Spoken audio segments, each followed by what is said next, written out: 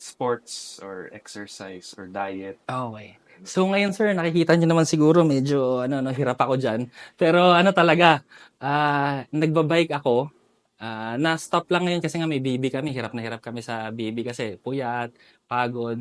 Pero mahilig ako mag-bike, nagra-run din ako. Dati nung medyo kabataan ko ng konti, nag-try din ako, pero sprint distance lang. Oo. Tapos yung running ko, naka 42 kilometer run na ako, yun yung pinakamalayong distance ko. Tapos bike, pinakamalayo ko ano, 100 kilometers. Yun. So, yun. Mahilig ako dati. Tsaka nagte-trail bike pa ako sir dati. So, Ah, triathlete ka pala. isang beses lang ako triathlon, isa Ironman, lang. ka-join Ay hindi, ka ano ba? lang, sprint distance. Oo. Tapos yung trail naman, trail biking yun, nahilig din ako dati. So, sumali rin ako ng event sa Timberland, yung 7-Eleven.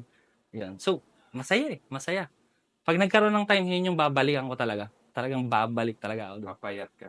So, hopefully, kung makakatiis na hindi kumain. Yan Okay. kasi yung usually na problema, di ba, sir? Pag nag-exercise ka, tapos susunod naman na, gugutumin ka, di ba? Okay.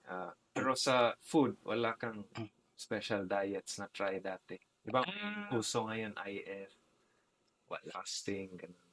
Wala akong diet, sir eh. Halata naman, di ba, sir?